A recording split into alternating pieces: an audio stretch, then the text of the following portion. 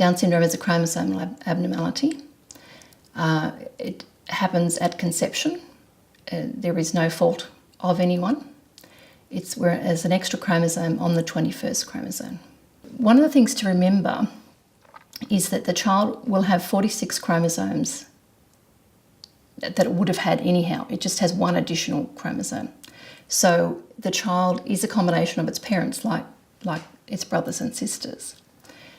The fact that it has an extra chromosome is going to give the child a few additional features of somebody else with Down syndrome, but it doesn't mean that that child is going to look like every other child with Down syndrome.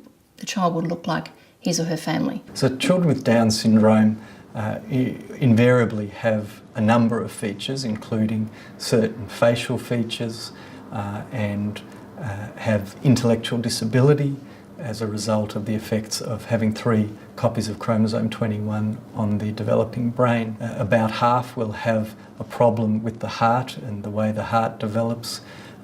Some will have underactivity of the thyroid gland. Occasionally there can be blockage in the bowel. My name's Katie. I have 3 kids, and my eldest, Taylor, who is 7.5, has Down syndrome. My name is Donna. I have, my husband and I have 5 children, and Charlie, who has Down syndrome, is our 4th child. When the family's in hospital with a new baby, it can feel to them often that like they've given birth to a diagnosis rather than to a baby. So we make a big issue of the fact that they have had a baby, and that baby should be celebrated because a baby is born, not a diagnosis. Most people think that having a child with a disability has ruined their life and their life plans, but that's not the case. That's never the case. It might slightly take you to another path, but that's actually a really good path. One of the difficulties of my job is trying to explain to families when they're in often such a state of grief that life won't be like that forever. It is just a period of grief that unfortunately they have to go through, and trying to explain to them all the wonders that this child, like any child, is going to bring to their life.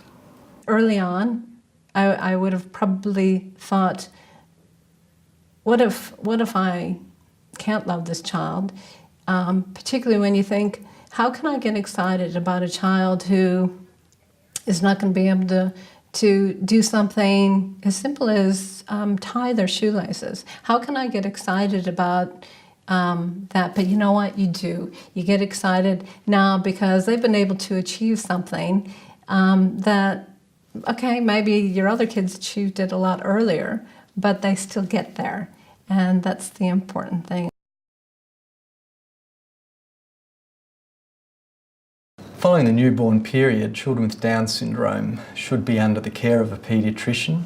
They will enlist the services of early intervention programs, and usually families will come into contact with physiotherapists, occupational therapists and sometimes speech therapists to deal with the various issues. The goal of early intervention is for them to teach you to teach your child. So usually in early intervention there's a physiotherapist, a special ed teacher, occupational therapist, speech therapist, and you access those as your child needs them. When Charlie first started, he was probably about 6 weeks old, so it's kind of very young to be doing much, but the physiotherapist tried to work with him just in terms of having him spend some time on his tummy and things like that. So building up to try and increase his strength in his body, because they're Down syndrome, they're known for being low muscle tone.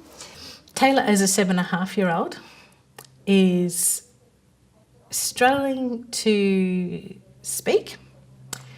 He has probably, if I had to pick a number, maybe about 50 words that he says really clearly. He signs, however, magnificently. He can sign about 500 words. So he can communicate. From the time he was 2, we started other private speech therapy. He's at the stage where he works to try and communicate verbally as well as sign language. So we did a couple of sign language classes as well with him, so that he wasn't frustrated when we weren't able to understand some of the things he would say. We were blessed to be given a couple of fabulous therapists, one of which I still works with Taylor today. They all knew a lot more than just their field. So the speech therapist would be talking to me about physiotherapy and vice versa, and they knew resources out there, and they were committed. One of the things that I know worked for me when my daughter was little was being in touch with other families. Other mothers in particular got tremendous amount of information from them.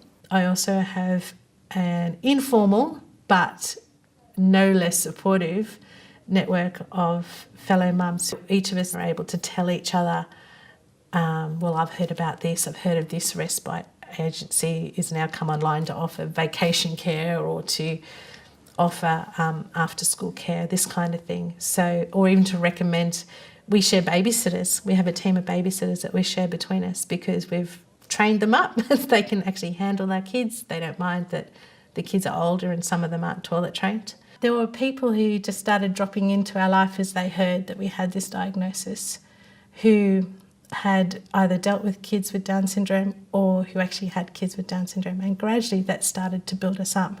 When I visit a new family, I often take a little family booklet of things that we've done over our family's life, things like, going on skiing trips and family weddings and all those sort of things, so that families can see that we have done just things like every other family.